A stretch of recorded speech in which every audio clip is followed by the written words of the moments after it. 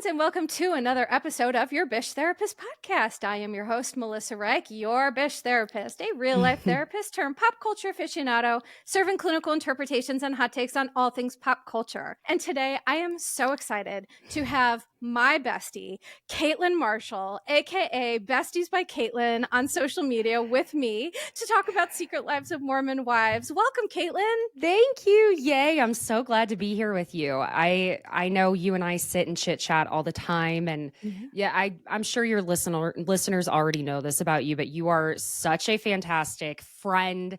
You're so empathetic and you always check in. I mean, I can't say enough good things about you. So I'm happy to be here. And I paid her to say that, everybody. Thank you so much. I need to up Your my check price. is in the mail. I've sent you a Venmo, my friend. Just got it. I was going to say check in the mail. What an old reference. Am I 100? Well, they still use it. I know. Hey, we still have Amazon, so we need it for something. So the voice that you're hearing, and if you're watching this video on Patreon and YouTube, the beautiful face that you're seeing is my dear friend, Caitlin Marshall. Caitlin you are just, first of all, you have a gigantic following on Instagram, on TikTok. Your podcast is Besties by Bravo, but you're shifting that to match all your other social medias. Correct. So for now, if you want to catch up on some of this stuff, you can check out her podcast, Besties by Bravo. But I was on your podcast, what feels like not that long ago, which probably means it was like several millenniums ago. Yes. Time flies, whether you're having fun or not. Exactly. Life don't care if we're having fun. They're just like, no, we're flying. Yep. So pretty much. It's so funny that we connected because I have been meaning to have you back on the pod. And I always, when I have people back, I want it to be something that authentically fits and makes a lot of sense for them. And I'm watching Secret Lives of Mormon Wives, just binging it, trying to take in all this information. And at the end of the episode, I see my girl, Caitlin Marshall, on my motherfucking TV. And I was like, no, I immediately texted you. I was like, girl, that is so sick. I was so happy and so proud Literally of you. what she said. Thank you. I was so happy for you. I'll tell you exactly how that was leading up to it, that I haven't talked about it a lot. So this is a little extra tea there. Yay. So I had maybe a month before the season was premiering, I had gotten a new phone and it had been 3 weeks, right? And I hadn't connected all my emails. And I suddenly realized, oh my God, one of my business emails, I haven't been accessing it. And so it's like 5 a.m. in the morning and I open it up and I see not one, not two, but maybe 4 emails from them over at Hulu. And I'm like, can we use your content? And I'm like, let me check this email. I am literally, because the Bravo fandom, I am going to be my little own private investigator. I'm looking the guy up on LinkedIn, making sure, I'm like, who's playing a joke on me right now? Well, of course. You have to do due diligence because we do, for people who don't know, we get janky emails all the time. Yes. People who are, it's like either phishing or just like weird, spammy sort of stuff. And so you really do have to be really thorough with that. So you do. Yes. Yeah. And so, my brother is an attorney and I call my brother and he's like, okay, well, this is what the contract they sent you says. And I'm like, okay. So I call my talent agent. Thank you, Cassie, over at Wilhelmina. And I call her, I'm talking with her and she's like, all right, girl, just go for it. Cause I was really anxious about it. And then because I wonder why, Caitlin. Like, my God, that is such a big thing. Like, but please go on. Of course, you're nervous. Yeah, because, I was trying to find out the exact context, but they could only say so much, of course. And so, it released at 10 p.m. that Wednesday night here where I live in Denver. And for me to stay up past 10 p.m., y'all, it was something serious. Preach. Yes, I am normally, if I am up past 10, it's because I can't stop reading in my Kindle. I'm sitting there and my husband Jay and I are both going, okay. And I'm like, oh my God, I think it's at the last episode because they had only contacted me like a month before. And so Right. I'm kind of spiraling a little bit and I get to the end and I go, oh my God, because I was like, are they going to make me look like a moron? What's going to happen? You know, Right. which I'm Yeah, quite because capable you of doing never on my know. own. Yeah. Stop that. You are not. You're the best. But I get it. I mean, listen, these Listen. are people who we know their tips and tricks and they manipulate and whatever. And so Yeah. I give you credit for even like facing that because I think I would have wanted to avoid hide and die and just be like, forget it, I can't do this. I'm too nosy even when it comes to myself to hide and die from it. So I'm just nosy. I think all people who are into reality TV are nosy by nature. Like if Yeah. you live in an apartment, okay, maybe I should make this more me living in an apartment. If I hear a loud conversation next door, you better believe I will break my neck pressing my ear up to that wall. Like, You got the glass. You're like, what are they talking about? I'm just a nosy little bitch, okay? Like it's just how it In the best is. of ways. Yes. Yes, and I do wish I had done my hair the day I made that video that they used, but you know what? It was all natural and that's just going to have to be a hook in my craw for a while. And now I will do my Well, hair every day. okay, so women, I'm just going to stop and say this. We're notoriously very hard on ourselves, Yes. and I just think that it's nonsense what you just said because I saw the video and I just thought, what an accomplishment, right? Oh, To well, thank be you. Yes. chosen to be literally on the show that you're covering, number 1. I mean, and number 2, you looked gorgeous, sounded Oh, thank amazing. you. Your TikTok, like your content is heads and tails, just like so in another orbit that I can't Hmm. even like. One day I remember we were chatting, we were texting, and I was like, Caitlin, can you show me like reduce screen recording of how you do your stuff? Bro, she sent me the screen. It was like 75,000 steps and she did so fast. I was like, I can't, no, I can't do this. But you Well, really are so wonderful. Well, you are so kind. This is just going to be an entire episode of us complimenting each other. I want you to know that, friends. But I mean, that's just how it is when you like someone. But, something to be said about that is if there's anyone out there who does want to get started doing it, it took me a minute to get to that Mhm. point to understand certain things in what that algorithm, in what my specific audience was looking for. I'm a long winded person, but sometimes people are like, I am literally like, it could be a mom getting her less than 3 minutes to sit on the toilet for a minute. And she's Right. like, girl, get to the point. Yeah. So, I had to learn certain things and make those adjustments and, learn what lighting is best and learn, Mhm. you know, exactly. And also it's about being kind to yourself when you flub the words. I've noticed a Right. lot of people who are trying to get into it, they get really frustrated when they flub the words and it's like, no, it's Mhm. okay. Just stop for a second or take a breath and start over. It's Mhm. really something that you have to give yourself a lot of grace and realize there's a huge learning curve. But Right. I have to say, if I can do it, anyone can do it. And I really firmly believe it's something wonderful about social media is it opens the space for every single person who is interested in taking that space up. They can do it. So that's what I Absolutely. love about that. Yeah, and I, again, I think that, so what we're going to talk about today, Mm-hmm. just to give people, a little bit of an idea, we're clearly talking about Secret Lives of Mormon Wives, not Mm-hmm. only because, I mean, you were on the show, but because, well, featured on the show, I should say, because I don't want people to get confused and be like, where did I miss Caitlin in the cast? Not in mom talk, honey. I don't think I would survive. No, but in all sincerity, so you are a mom talk girly. So you Mm, are someone who has kind of been ingratiated on TikTok and that whole mom talk. Your videos are really far reaching, on social media and things like that.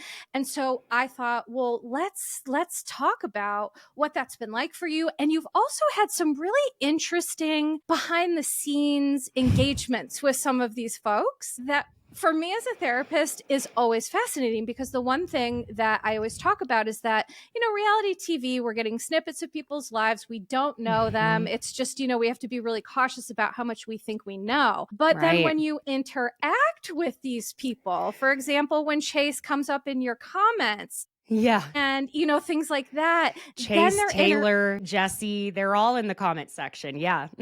That's right. So, we're going to talk all about that today. About Mom Talk, what your experience is. But first, I'm going to give a little synopsis to the people who are listening, because I never want to assume that anyone knows exactly what we're talking about. I don't want to assume that everyone has binged this. I've watched it a couple of times, not the whole Yeah. season, but certain episodes I've watched a couple of Yeah. times, and I just thought, Melissa, we must get a life here.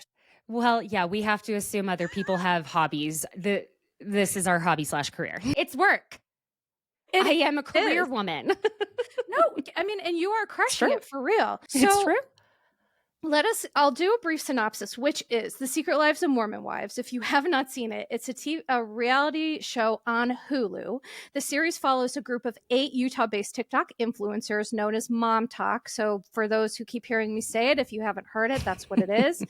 As they navigate the complexities of their personal and professional lives. So what's interesting is the first season was released in 2024 and became Hulu's most watched unscripted season premiere of 2024. I don't think anybody saw this show coming. Nobody saw it coming.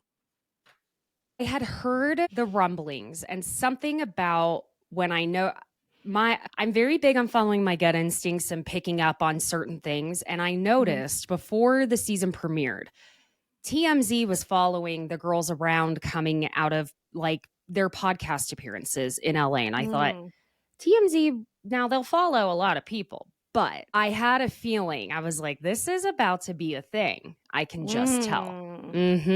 Interesting. Yeah. So, and my gosh, you were right, because season 2 premiered on May 15th, and we're not that far out from May 15th, and I've obsessively watched every bit of information about the show. It's a lot. And so for people who don't know, in 2022, Utah influencer Taylor Frankie Paul went viral for revealing that she and her husband had been soft swinging with other Mormon couples. And so the series began months later as Taylor and her group of friends deal with the fallout from the scandal. And what I love about the show is it's such a fascinating, like, sociological experiment in terms of organized religion and friendship groups with females and Utah. And, there's all of these very interesting sociological pieces in it. And I think that's why I'm so glad you're here to talk about the different pieces, because it is hard to like tease apart what is all of this. Give me some of your biggest, the things that are the biggest and most important to you that stick out the most to you in the work that you've done with this. Well, I'll first start by saying if anyone is a little bit confused, like, why Utah? What's the big deal with Utah? Why are these mommy influencers such a big thing there? Well, that's really where it started, was the family influencing, the mom influencing type of channels and type of pages, was because as these larger families grew within the Mormon church, well, you got to have more than just dad's income. And the moms, they were required, I shouldn't say required, I'll say expected to stay at home with the children. And so they would be doing a lot of things like MLMs. And then they started doing family vlogging and doing the influencing. That's why you will see so many Utah influencers. It's their way of bringing in that extra income without leaving the home and having someone else watch the kids. Now, when it comes to it's really interesting. There's a book, Steph McNeil, who is an editor over there at Glamour. She wrote a book on, it's called, I have it somewhere here in my office. She sent it to me. It's Swipe Up for More. She released it back the same year it was Scandival stuff. So what, 2023? Yeah, I don't know. It's been a fever dream. It could have been 2020. I have no idea. Right? The last few years have been wild. Okay. Are we still on planet Earth? And so that book is really interesting for kind of getting a feel for how all of that started. Now, when it came to my involvement towards talking on Mom Talk, things like that, so I didn't really get into TikTok until, I'm going to say, I really started trying with it at the end of 2022. And so I hadn't been super privy to this whole Mom Talk thing. I tried to do it some during the pandemic, because what else could we do once you were done binging Tiger King? Literally. Right? Flashbacks there. But, and when I had heard of Taylor, I mean, she was all over the news when the soft swinging scandal broke. And, I think that I wonder if they coined the term soft swinging at this point. But when I finally watched Mormon Wives for the first season last year, it was giving me a mix, like a perfect blend of the early aughts of Vanderpump Rules and early seasons of, I would say, like Real Housewives of New York, not Orange County. Yes. And it's because they're like, no, this is a business. They were a little bit more business minded. I mean, sorry, Vicky Gunvalson. I know you always were. But that being said, Kodo insurance. I gotta go. I gotta work at go to work. Kodo.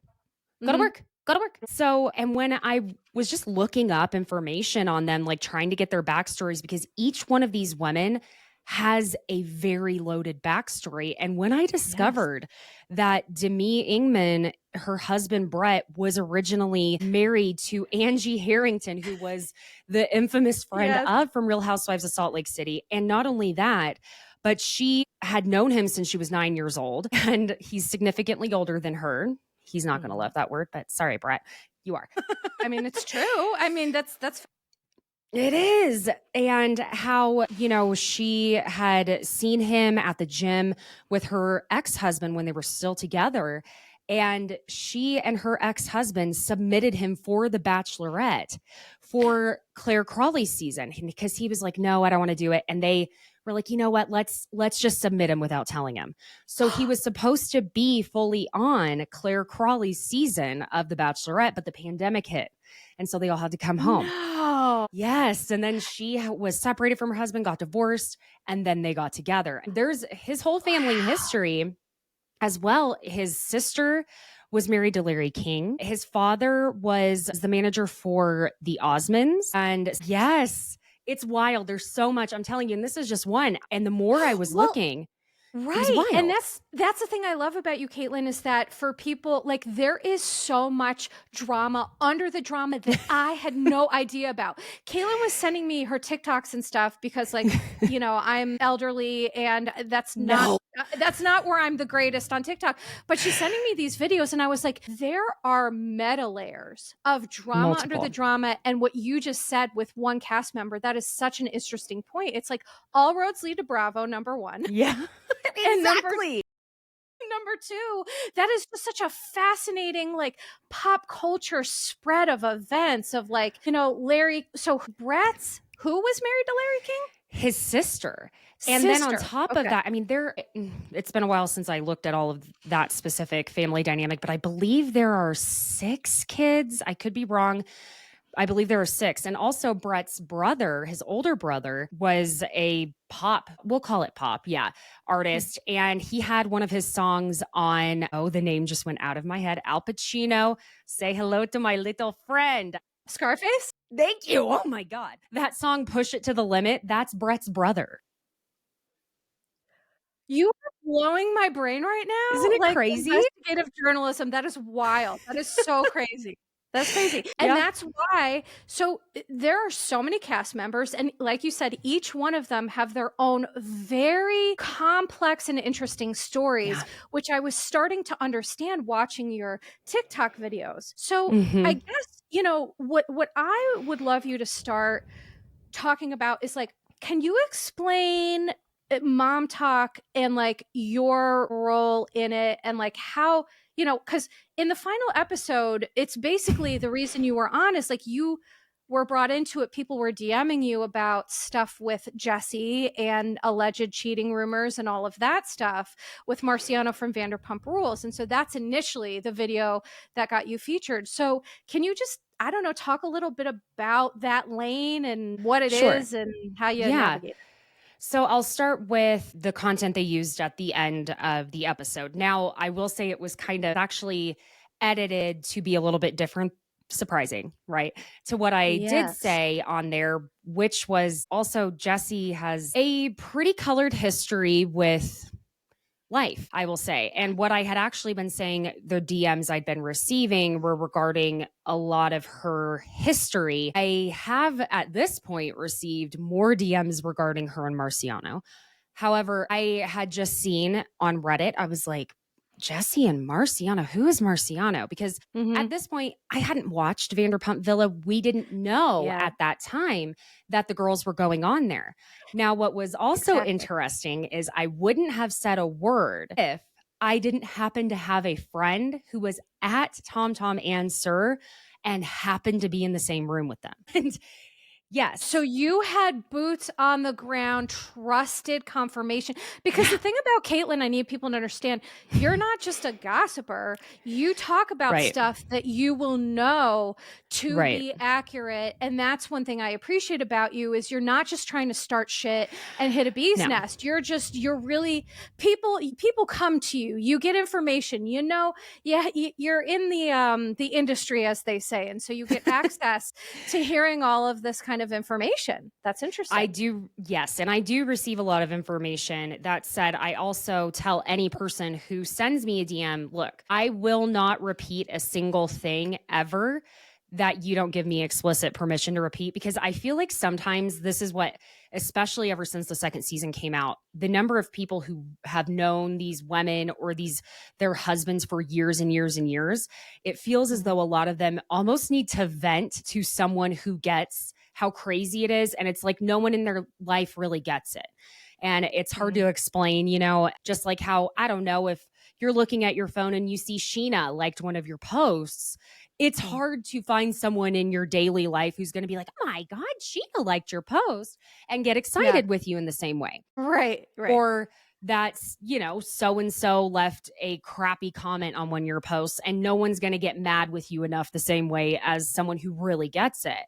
Mhm. Now, what I also want to preface is that this friend who just happened to be there, like I don't even want to give away their gender, but I almost did anyway. This person, I mean, I've been on trips with this person even, and they were sending me a message. They were like, Caitlin, I actually am here, and I've what just was in the room with Marciano and Jesse. I keep fine. Forget it. I was gonna say, girl, because I could edit that all out, but now I'm It's like, fine. the cat's out of the I bag. mean, Okay, listen, that's fine. it's at this point, it's not like I'm giving their name away. She was Sure. saying that while she did not see them she did not see them kiss. She did not see that.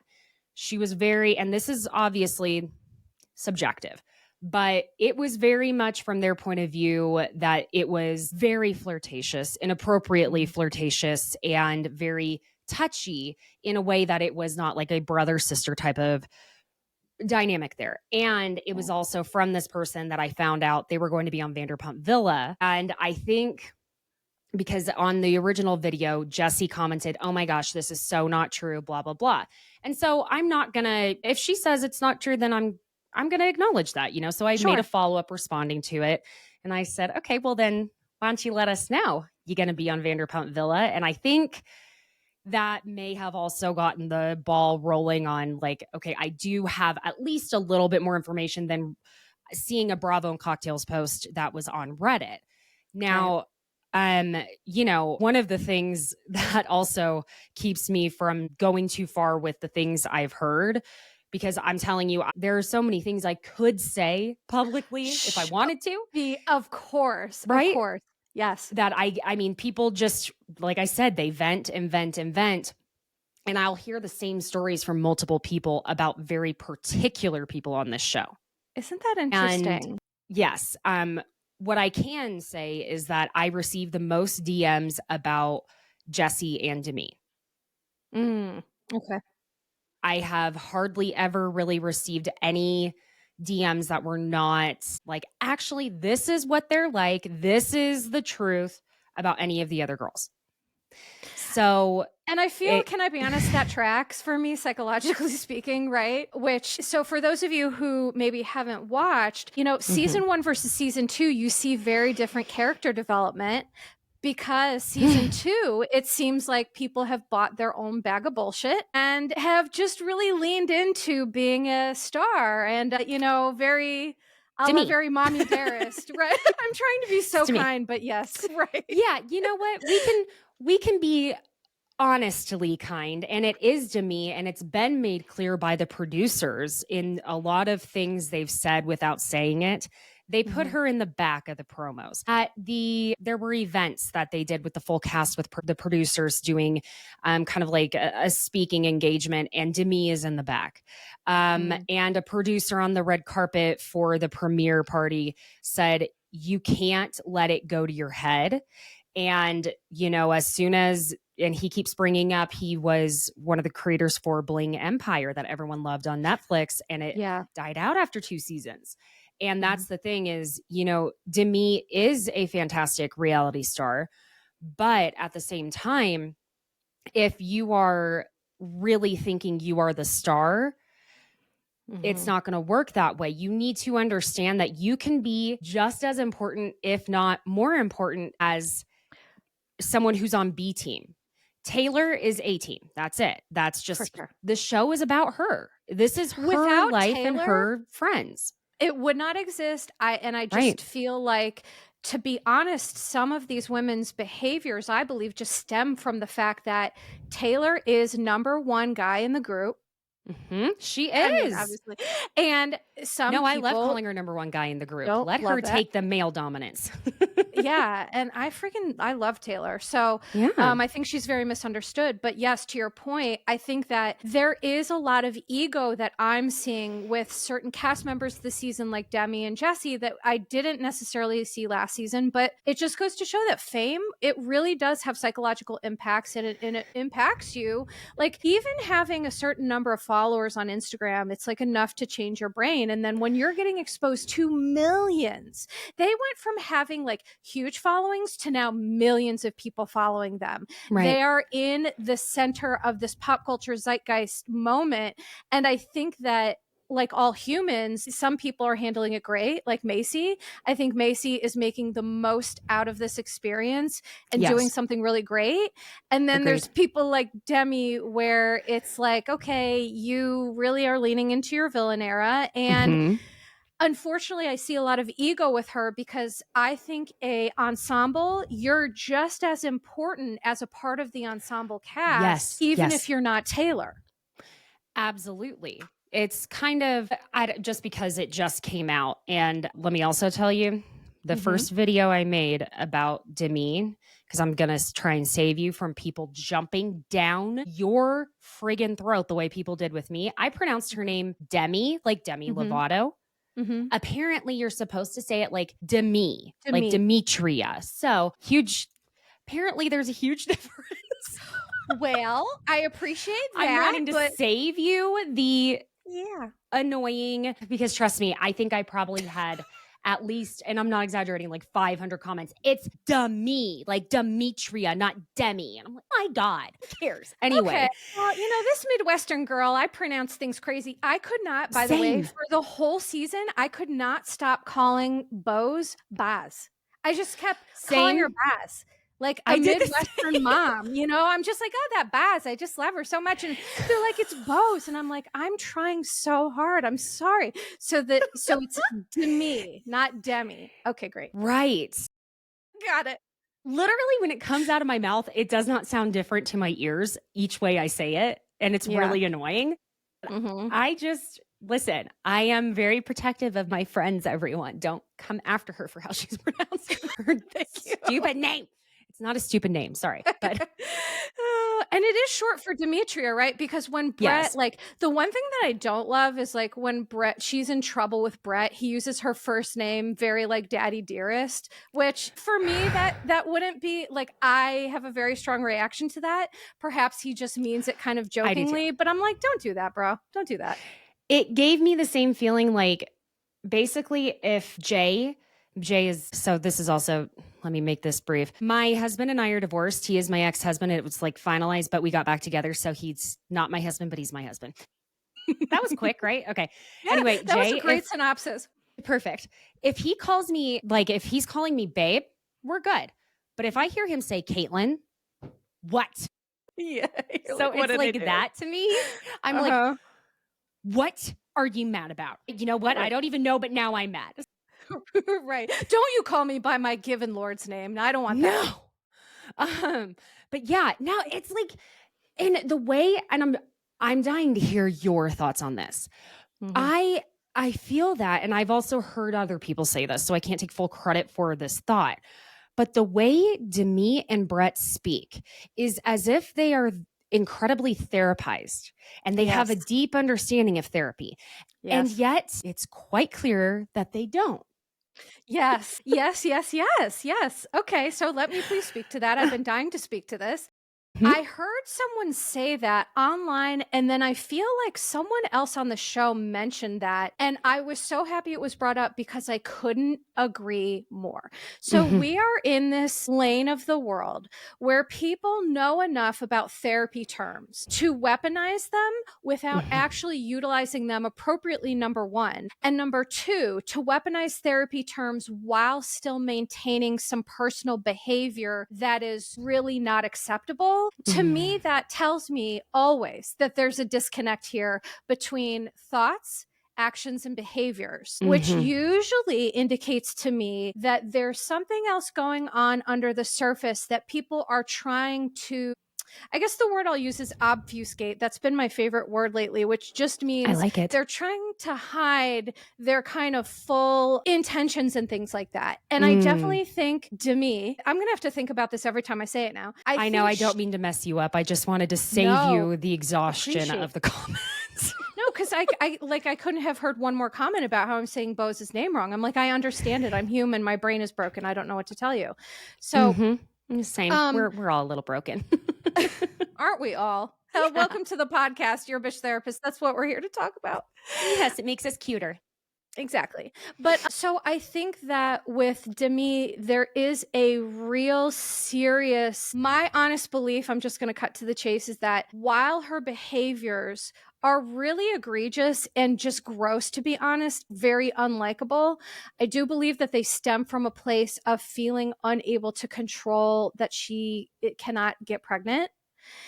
And so I think as a therapist, one of the things that, we have to do is learn to be an empathetic witness without judgment, which is the exact opposite of usually what we're doing watching these reality TV shows. But I just say it as a point of like, I did not care for Demi this season. I think her ego got out of control.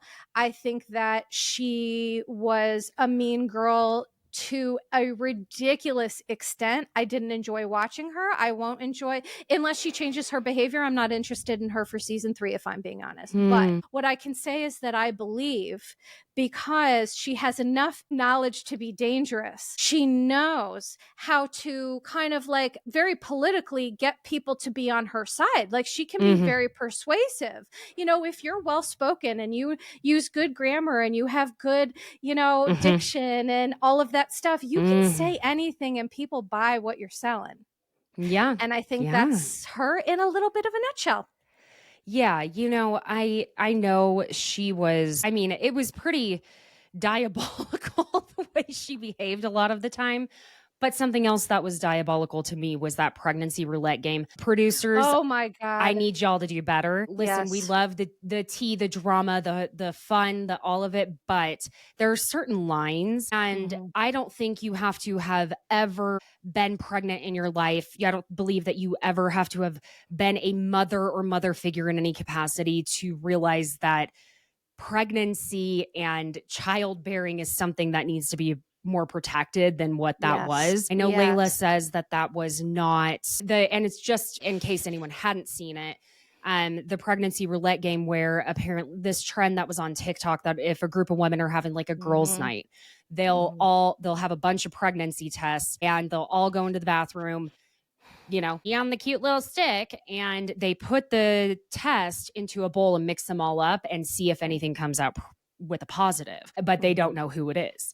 And so to me, even if we took Demi out of it, Macy and Michaela were pregnant, and it was not a time that they were ready to share, because also it is you have to wait a certain amount of time to share when you are pregnant, just of course, to know exactly, for so many reasons, without even going into it, because I don't want to trigger anyone for any reason. But there are a multitude of reasons as to why you are supposed to wait until you're at least 12 weeks. And a lot of people want to wait longer to be sure everything's good, we're all healthy. And for Macy and Michaela, not to be ready to share that with the group, that was horrific. And then on top of that, when you got to Demi, I made a video saying I felt it was absolutely deplorable to have her even in the room with this. And so many people kept saying, well, she could have just not participated. No. Okay. So you are expecting a woman who her livelihood is being a part of this group and on this show. Right. There is that group dynamic. It's like she doesn't want to be exiled from the tribe. So Mhm. there's that. And then to watch her face when she saw one of the tests that was Oh my positive, God. knowing that it most likely was not hers, but she got that feeling for a second of what that feels like to get that positive test. And it Yeah. gives me goosebumps all over my I arms have because it made I me literally sick. have them Yeah. right now, Yeah. and See? so the reason is because for me, so I lost my ability to have children after ovarian cancer Mm, when I was hmm. 17. And so I understand the grief of watching your friend group, right, have kids, especially in Mormon-based Utah, where it's not you're expected to not only have kids, but have like a whole brood of them, which, Yeah. whatever people want, that's fine. But I felt Demi's grief. Damn it. I felt Demi's grief emanating from her Mm, pores. Those sobs of grief, I'm not kidding. I don't really enjoy her, but I cried with her because same. I put myself in that scenario where I was like, imagine if for a I second, know. like I'm going to I will cry never now. know what that's like to be able to get pregnant and have a baby, but then to see, and then my brain is like, wait a second, could this be? No. I used to have dreams that I was pregnant and I would wake up and I would just like cry and be grief stricken. And so I think, yeah, it was hard. I'm happy now. Things are I good know. now. I'm really My pleased. heart. Now I'm going to start crying. God damn it. It is your bitch therapist, but Jesus Christ. You Yeah. know, So I'm so grateful that you bring the point up because it was something that I think was a shitty idea. I don't think anybody should ever do that. And also, my question was, why didn't they just not pee on it and just like water it down? I'm like, why? Why did that not happen? I think that's a great question. Hmm. I do because I felt also for the women who were pregnant because it stole the joy and then it also put Totally. a lot of shame and guilt onto me for having an emotional reaction which was I Right. and again was it a very strong emotional reaction? Yes, but unless you understand that feeling, it's for example, I happen to be an IVF child. Mhm. I know I am a very old person to be an IVF baby, but I mean, No, you're literally, not. well, there were not the year I was born. I will not. Yes. Now, fine. It was 1988. There were not even 3,000 IVF pregnant or Right. IVF births that year, and the Sure. previous year it was like 100 or something. Excuse me. And so it took my parents 9 years to get pregnant with me. Mm. And there could have been seven because this was back when they put, oh my God. Your mom could have been Octomom or Septuple Mom or whatever seven is. I don't know, but You know what? We're both dumb as hell because I agreed. I'm like, whatever that is, but that is what. Yes, I'll make a very crude joke that some people find funny and some people don't. But I say, listen, because my parents are very religious and my mom believes she will see those other embryos up there. And I tell her, well, they probably have some black eyes and split lips because I fought my way to the top. That's right. That's right. We needed our bestie Caitlin to just fight herself out of those, It But was, listen, there and can only to be one. to your point, in the 80s, it's something that, fertility is a really great conversation now, which I love. But back then, Mhm. for sure, it wasn't. There was much less discussion. There was so Right. much judgment. And I think just your point is that pregnancy and having children is such a personal thing. There is so much Yes. grief and tons of emotions around it that I just think the scene itself I just couldn't stand it. I hated seeing Mm-mm. Demi in that much pain. But I think for me, that's where some of her behaviors lie. Because when we feel like we can't control our bodies, which no one can control our body, right? But when you Right. become very aware of that, it creates self-esteem issues. And then when you have self-esteem Mhm. issues, what happens? You want to try to overcompensate. Well, I don't feel good about Yes. myself, but if I can be the leader of Mom Talk, if I can be the new Taylor, maybe I'll feel important. That's the pain, the option of that Yes. choice of if you Yes. want to, and also the deeply patriarchal, mm, patriarchy rooted church where it's Yep. been that a woman's purpose is what her body can provide. I think that also, once you add that in, it's just kind of, it adds a level of shame that I feel like I want to move on to the swinging stuff. yes. But to me, it's in the same vein of this, right? When you're taking a subject like sexual health and reproduction and you're making it shameful, shame-based, misogyny-based, not giving people education and understanding, well, then that's when we're going to have these issues where, like, I remember going to pre-Cana classes and they talked about, like, if you can't produce, like, because we were Catholic, we got married in a Catholic church, my husband and I just remember sitting there feeling like, oh, well, great, I'm a lump of shit, I cannot reproduce, therefore I'm not valuable. But obviously I don't internalize those messages, and I think that some of these people in Utah internalize a lot of these really damaging messages. So moving to the swinging scandal, which, to be honest, to me it's so stupid, and I'm going to tell you why. No one gives a shit about swinging. If you want to be a swinger and you want to do it ethically and, healthily, mazel, great, do you. But we have to hear about this nonsense soft swinging scandal because it's so demonized because of the church. And it's like, it's demonized because of the church and in Utah, but like in other parts of, like, in New York City, that's just a Tuesday night, honey bunny. Yeah. So though. I think what really sensationalized it was, you saw it because the OG3 of Mom Talk were obviously Taylor, who founded this whole thing, and then we had Miranda and Camille Monday. And Taylor started out playing into this joke that Camille and Miranda were her daughters and that she was older, and because Camille and Miranda looked so much alike. But you have these three hot as hell moms. So which hot. Also, it's like they look like they've not only never given birth, but have never passed a donut shop in their life. And, it's just not fair, but that's also youth. And at the same time, and they're doing these, I'm like, I have never passed a donut shop that I did not love. Nor should you, by the way. No one should. That's exactly what I was going to say. I am not, when I am 80 years old, I am not going to look back and go, I shouldn't have eaten that donut. I'm going to be like, hell yes, I ate that donut. And I ate four more. Boom. Boom. That's it. At the end of the day, I just keep myself as healthy as I can. But your point, before you go on, your point speaks to how there is this ideal of women. They're all gorgeous. They all have basically, like, I don't want to objectify their bodies, but they just have these perfect bodies. It's like they give birth, and then I'm like, how are you witches? What's going on? And so I think that what you're saying is there's that part of this that has these very unrealistic beauty expectations for women. Yes, please continue. Especially within the Mormon church, how they really, really uplift perfection. And that's why they get the plastic surgery, and that's okay with them. That's why the women are supposed to be looking like they just snapped back.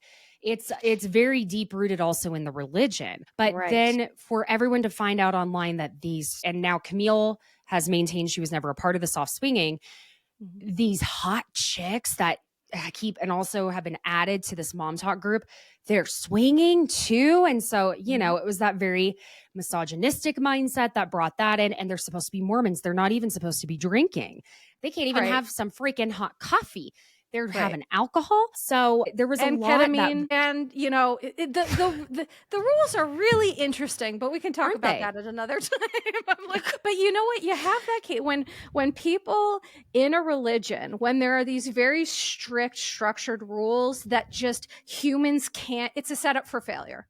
Yes. Human beings are not made to be perfect little creatures. We just aren't. It's not possible. And when you set this up in a religion, then you have these people who want to skirt these rules. Like, for example, soaking is one of the stupidest thing that I've ever heard of. And just to be clear, so what soaking is in the Mormon religion, right? Sex before marriage is not allowed, but you can insert your penis into a vagina and just lay there and call it soaking. And that is completely okay with God or whatever. I can't, sorry, I'm still, my brain went into imagining if I could actually sit still. Well, right?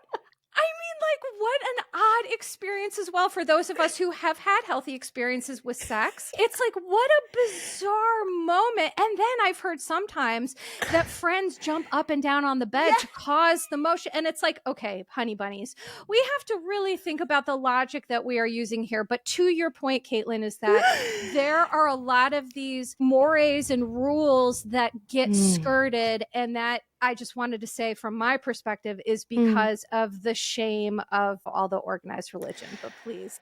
Yes, no. I mean, and that's the thing, is that's why it was such a scandal. And, you know, on top of that, I think that especially for Taylor, the way, to me, and listen, I am just armchair quarterbacking constantly because I'm just fascinated by what might be going on underneath for just people in general.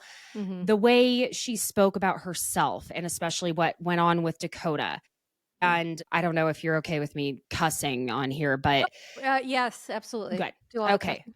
The way she said he came and fucked me, she gave him not only the possessive, but she's saying this in front of her parents. And there's nothing wrong with however anyone speaks in their family home. That's fine. But the way her parents reacted told me that was not a usual way for her to speak. So she wanted to make it as crude as possible because she also kept calling herself trash. Right. And it's, to me, and this is also something you will be able to say so much more about than I will, clearly. But in my mind and the things information I've absorbed, is that on top of that, because of her father's, the abandonment issues with her biological father, and then the way we've seen her mom behave, I feel as though, and this is something I tell myself as I'm raising my son, and I don't even know that this is accurate, but it's what I tend to believe, is that we learn, if you grow up in a home with heterosexual parents and you have both a mom and a dad there, because learning styles, in my thoughts, change for whatever your environment is. Mm-hmm. If you have both a mother and a father in the home, I feel as though your same-sex parent is where you learn how to love other people by seeing their dynamic with their partner. And I feel as though your opposite gender parent, no matter what your sexual orientation is, that it's your opposite gender parent that teaches you how you're supposed to be loved. Mm-hmm. And I feel as though we got the full gambit whenever her father and her mother, basically the only person who was on her side at that dinner table for Taylor was her sister. Her sister. The cycle breaker. Yep. Yes. Every family has one. Yep. And I recognized her immediately. The scene that you're talking about was so freaking egregious that so do you want to share essentially, well, what I'll say is the scene was Taylor's having dinner with her mother, her stepdad, because as you said, her biological father is not in her life, her brother, Dakota, a sister, and then I don't know, maybe there was some other people there. But essentially, Taylor is calling herself trash, which she isn't. Exactly. But because of the messages that her family has given her, her dad basically says to her, well, you let him sleep with you after, the first whatever. So yeah, what does that make you? And then she says, yeah, I was trash. That's what I'm telling you. And he does this big stupid face, the big jazz hands. And this just big saying. and it was a scene that really caused a lot of rage with a lot of people, understandably so, because it was the moment that I understood why Taylor is the way that she is and why she moves the way she moves and behaves the way she behaves. I agree with what you said. The only thing I'll say is it's not always the same sex versus opposite. Like, you have points there for sure. But you're absolutely correct that our parents model everything for us. It's not do what I say, not as I do. Kids only learn through modeling. In fact, if a child gets a message through modeling and a verbal message, they're going to discard the verbal one. And they're going to watch what parents do. And so here's the thing. Parents are human, right? They are not creatures just put on this earth to be mommies and daddies. And they're right. As Lord knows, Caitlin, right? Some days I wonder if I was supposed to be here for anything else. At least, you know what my son would say. I have no other purpose. Right, right. And that's that's what what he we should all believe. grow up believing, that our parents are these perfect people who are supposed to just meet nothing but our needs. And then you have parents like Taylor's parents. And what I'm going to say, I don't know if you've heard this, Caitlin, but I get a lot of DMs that Taylor's parents are very typical Mormon parents. In fact, they're actually on the better side of things, if you could even believe that. And so I think that Taylor is living with parents, or has lived with parents, who I think her mom, I don't want to be rude, but she basically got a head transplant after last To look season. like Taylor. And the first question she asked was, "Do I look younger than you?" That was the first question Taylor's mom asked in season 2. And so I just think that it's such a good example of what happens when we don't get the love that we need. We spend our lives trying to convince other people to love us in the ways that we need to be loved. And the people who usually do that are searching a bottom, like an empty well, essentially. Dakota is not a well of need meeting to Taylor, or I believe to anyone else on the planet. I don't, what are your thoughts on all that? I barely know Dakota, and you want to know why? Because when he and Taylor are having discussions, or they're having fights, arguments, those two will repeat the same phrase, like, "Oh, I don't know. You don't have my back. You don't have my back. Do you have my back? Do you have my?" And it's like, my God. And I am convinced that for the two of them, because I don't think they ever resolve anything ever. I Never. believe for them, the fighting is foreplay, because they've gone down that train and they've gotten themselves physically so worked up. Well, they work it out together in that way. And I think that's why they never find resolution. I don't think they talk like enough. Well, you know what I'm you're saying? so right. And here's the thing, they talk too much, and then it's like this go around in circles. But going back to that dinner, Taylor is here saying to her family, "I don't feel safe with this person. I don't feel loved and supported." And they're telling her, "Give him an inch so he can take a mile." Oh, that's good. Yes. When the brother said that, I was like, I want to punch you so hard in the face, because that is the dumbest shit that I've ever heard. That is the most misogynistic, patriarchal, like male bullshit that I've ever heard of in my life. But so I think the reason why she can't resolve it is because she's coming to her family looking for their blessing. And they're like, "We don't give you our blessing. You have to try harder, because we don't want people to look at us like we're not good people." So they care more about their image than they do about how their daughter feels. And unfortunately, there are a lot of parents out there who are very much like that. Narcissistic parents. Yeah. And I'm not saying that they are that. I'm just using them as an example of narcissistic parents, especially narcissistic mothers, who compete with their daughters instead of being a partner, a collaborator, a supporter. And that is the vibes that I get here. I mean, listen, I know you're not allowed to say, like, officially Leanne, her mother is, but y'all, come on. I mean, and I also get one, like, after seeing yourself on camera at angles you've never seen yourself at before, you're like, "Oh my God, that's what I look like from 3/4 of my face." It's natural. And I would never fault anyone for wanting to make any improvements that they consider improvements to feel better. I mean, listen, if you see me walking around with a slightly different face, don't ask me questions. But I'm very, and you and I've talked about this before, I'm very into attachment theory. I think more adults need to dive into it to understand themselves better. I mean, it's very clear Taylor is anxious attachment as hell. God bless her. And so then when you realize that about someone, it also tells you so much about their upbringing and the type of nurturing they received or didn't receive when they needed it.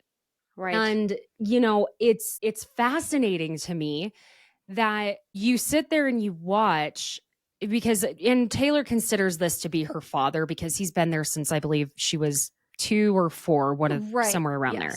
Yes. But after he had asked her in the kitchen, And I just could never imagine my father ever speaking these words to me when she talked about her Halloween costume. Is it are you going to be a slutty cat or Gretchen Wieners. It was. Yeah. excuse me? Yeah, I'm so glad you picked up on that because I'm like, when I watched it, it was like a record scratch. It was so significant to me. It was like, what did you just ask your adult daughter if she's going to be a slutty Gretchen Wieners?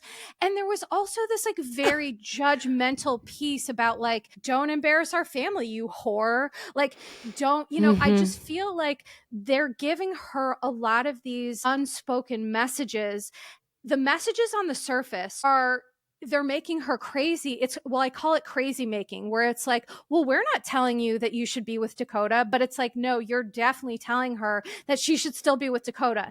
And I think for me, that's where Taylor really struggles with communication, because she's getting all of these Mixed very signals. mixed, Yeah. and no one's effectively communicating. But, I know we're kind of running out of time here. So I want to get from you, what are some of the things that we haven't talked about yet from your experience, whether it's some of these people entering your comment section? There was this whole other situation with a life insurance scam. I don't know if we have time to talk about that, but from your perspective, please, whatever you want to talk about for the last couple minutes. Okay, well, yeah. So I can talk about the McKenna Gibbons of it all very quickly, because that's easy for me to summarize as well. Which, McKenna, you may not know that name off the top of your head unless you had been following Mom Talk very closely from the beginning, whenever the swinging scandal broke, which I hadn't been at that time. Now, McKenna was never a part of Mom Talk. She was a part of the friend group. And it's McKenna's now ex-husband, who is the husband that Taylor allegedly had crossed boundaries with, as in, I'll say first, on an emotional level within the soft swinging group. Now, what Taylor has spoken on, what actually allegedly happened between her and, again, I have to say allegedly simply because Braden has never actually come out with saying, yes, this was me. So I just, respectfully. You got to cover your ass, girl. I mean, and be respectful, but also like no one wants to get sued. Yeah, I mean, listen, you can't draw blood from a rock, and I'm a rock. Amen. Maybe someday I won't be, but for now, actually, no, I'm going to manifest that someday I will absolutely not be a rock anymore, but no one will ever need to sue me. Okay, now we're going down a whole different train. Anyway, so McKenna and her husband, Braden, and she did confirm they were a part of the soft swinging. Now, McKenna had been saying, listen, I felt uncomfortable with it. I had wanted to stop, things like that. Taylor came in with receipts, proof, whatever. McKenna did too. So it was a little bit of back and forth. And, it was one of those things regarding the receipts, the truth of it all. I don't think anyone but the people involved know at the end of the day with that. Now, McKenna, though, her husband at that time, Braden, again, is the person that Taylor had, and Braden crossed those boundaries of beyond, what they were supposed to be doing for that fun playtime within the group.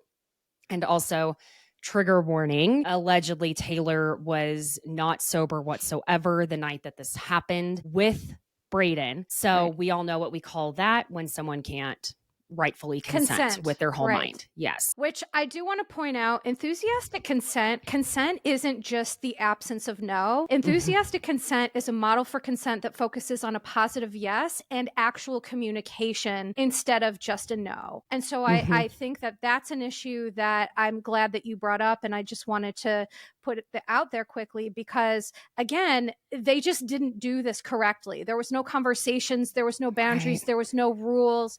But so they were like high school kids exploring. Right. That's really what it was like. It really was. Sometimes when there's a substance involved, whether it's alcohol or another substance, that enthusiastic consent, there's real question marks there. But I'm really grateful that you brought that up. Yeah. And hold on, let me make a note because there's another portion that goes along with the word consent that I do want to talk with you about as well. But McKenna shared her side of the story, mostly going back to her marriage with Braden, where there was a time when he was working at a decent company and suddenly the paychecks that he should have been receiving weren't coming through, blaming it on a reputable payroll company. And she's like, what's going on? When suddenly she gets a knock at the door, it's a floral arrangement and it's for condolences. And she's like, what? And it turns out that they were for someone who had lost their wife. Well, Braden tells her, and they were from his place of employment. And Braden tells McKenna, oh, there's another guy in my department named Braden, same name. His wife isn't well. She's like, okay. Well, not long after that, she gets a phone call from his place of employment, HR, and they're like, how are you speaking to us? And she's like, what are we talking about here? We thought you died. So it was. She had risen. She had risen. And on the 7th day or 3rd day, God, see, Right. I grew up strictly Christian, private Christian schools, and sorry, Mom. Anyway, and so she was kind of going, Braden, what's going on? And so the general allegation and question is, was he trying to get some life insurance policy out on her? And obviously her father had concerns because a lot of people went ahead and went to that next step. Was he planning something? Which she has, right, and that's a natural question. There has never been any indication or evidence that he was planning to do any type of harm to her. But that being said, it was a really crazy, shady thing to do. She also discovered that he had been cheating on her while they were on a big, giant family vacation. And, so it really was like this whole thing. McKenna, she really just out of nowhere came out with her side of the story. And again, she was never in the dancing videos. She was never a part of Mom Talk. And Taylor really roasted her online for that. But something that I find that's interesting. Now, I know everyone was expecting to not like Miranda McWhorter and Chase. Mm-hmm. You could not make me hate them so far. You could not make me dislike them. I think Miranda is precious as she could be. She's so precious. Yes. When she literally committed to the costume to the point where she had her hands on her head and they were claws still. And I was like, you're the cutest person who ever existed, just so committed to the costume. To me, Chase seems like king douche, but I could be very wrong. Okay, I know, Melissa, you are not a fan of Chase, but let me and I can't take credit for this line of thinking. He's like the Scott Disick of this show. And you have to really fully commit to that in your head. And that's number one. Number two, for me, it's the fact that he and Miranda speak so kindly of each other and so respectfully of each other after this divorce. And it's not just, in front of the kids type of thing. They have each other's backs in a way that I have the utmost respect for, because I know what it's like after a divorce. Right. And thank God there was no camera and microphone in my face. Yeah, right. Could you imagine? I mean, you would not have been hearing me speaking, and they make funny little TikToks together about co-parenting and things like that. That's where, to me, I have so much respect for both of them, because it's just so unusual that unless it's like this wildly big, movie star, television star who's gotten a divorce, reality stars are not sitting there being like, especially in this crew, okay, speaking so kindly about their ex and being so supportive. Yeah, that's respectable. That's very respectable. And they're very young. They are very young. Yes. And that's an important point too. But so last thoughts, I know you said there was something that you had kind of wanted to come back to. Yes. The whole thing with Jen and the Chippendales aspect, because this brought me a little bit over the edge. And I was arguing with someone in my comments, which sometimes I do. She sees that it's not just Brett. She sees it's Jordan and this Chippendales dancer. She is going no, giving physical, verbal no signals, points at Zach. And then their whole thing, and these people were like, oh, well, she was like acting like she was smacking their butt. Yeah, because she's a people pleaser. And she was mortified, clearly. And what else was she going to do? She was told it was going to be a different story. And additionally, one of my big things that I tend to really emphasize, that I think I wish more adults would embrace, is that it's okay to change your mind. And she changed her mind. And one of the ways I try to emphasize, changing your mind, listen, you will, now let me think of a different thing, because I don't know if you want me to bring up anything politics. Mm. because I started out one way, and you and I both know where I am Yeah. at this point, but I started out a completely different way when I was very young. And Right. so I want people to really understand when it comes to consent. You Yes. can change your mind. And she did. Yes. And you know Yes. what they could have done was let her scoot her little chair back and do the Mm. performance for the whole room. And I'm so Mhm. sick of hearing everyone berate Jen for changing her goddamn mind. It Ugh, sends a horrible preach. message, and it makes me nuts. And so what if she agreed to let Brett come in and do this? I'm sure to me, in her mind, she was probably like, Brett's going to look like a dork coming in doing this. Mhm. And so I just, I don't know. I feel, because it brings me to the almost like a reunion. It was the closest thing we were going to get to a Secret Lives of Mormon Wives reunion that they Mhm. had on Entertainment Tonight. And listen, I saw that. It that was wild. that man was S living for every moment, and I would have been doing the same. Absolutely, absolutely. But Caitlin, so I appreciate, you being here. I feel like we still have so much to talk about, but listen, such is Always. life. I Yes. love your point at the end. It's such an important point to end this podcast on, which is we have the right to change our mind in the second, in a moment, right? We don't know Yes. how you're going to psychologically, emotionally respond to something until you're in the moment. You could Hmm. agree to do something in the moment, your nervous system feels off. You feel this doesn't feel right for me. I need to change that. And we have absolutely every right to do that. So I Hmm. am so grateful that you brought up those points. Mm. Caitlin, I just adore you. Thank you for being here. Obviously, you're Oh, going to have to come back to talk. We didn't even scratch yeah, the surface. I So we're going know. to have you come back. But please tell everybody where they could find you. Yes, and I adore you, and you're going to have to come back on mine as well. Hell yeah. You can find me Instagram, TikTok, YouTube at Besties by Caitlin, and it's spelled Caitlin. I do tend to rant and rave, and when I do my recaps, it might turn into like a one woman play, but I do feel like I'm talking with the besties. So even though I'm shouting into the void, it's a lot of fun still. I like to have Yes. some fun guests like Melissa on.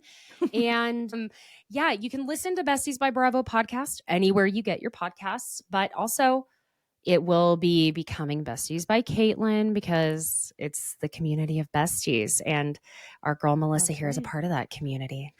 Hell yeah. So please, please, please check her out. Besties by Caitlin. She is freaking crushing it. And of course, please don't forget to check me out. You could check me out, Your Bish Yes. Therapist, on all social media, on my Patreon. You can get ad free on YouTube, full video of, and you will have to watch this video because Caitlin, you are so beautiful, my dear. You have And to watch so are this video. you. You have to see her beautiful lighting. It says in the back, "Hi Besties." It's just such a rich tapestry. I just love it. So please check this Bubblegum video pink. out. Yes, it's just gorgeous. It's so on brand. And please don't forget to give us good 5-star reviews, please. I will Yes. ask for that if you are genuinely enjoying this podcast. And so until next time, Caitlin, thank you so much for being Thank here. you. And to all of you, sending love to you and yours, and ta-ta for now. Bye. Disclaimer. Posts are not intended to diagnose, treat, or provide medical advice. Your Bish Therapist is for entertainment and informational purposes only.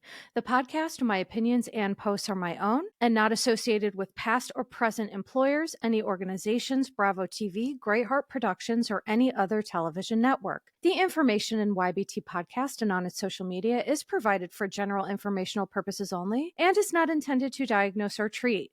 Please do not act or refrain from acting based on anything you read, see, hear on YBT Podcast or associated social media. Communicating with YBT via email and or social media does not form a therapeutic alliance. Melissa, operator of YBT, is unable to provide any therapeutic advice, treatment, or feedback.